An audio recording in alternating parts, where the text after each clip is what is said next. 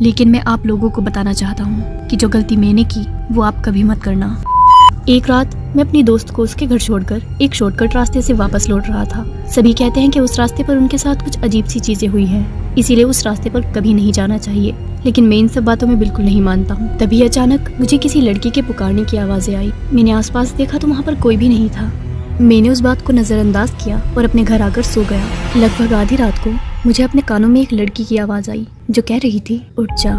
मैं अचानक से हड़बड़ाकर उठ गया। आसपास कोई भी नहीं था। मेरे साथ अजीब अजीब सी चीजें होने लगी। एक दिन मैं अपनी छत पर खड़ा था और तभी मेरे कान में एक लड़की की आवाज आई जो मुझे कह रही थी, यहाँ से कूद जा। मैं उस आवाज की तरफ इतना खींचा चला गया कि मैं सच में ही वहाँ से कूदने को तैयार था, लेकिन मेरी मम्मी ने मुझे आकर बचा लिया।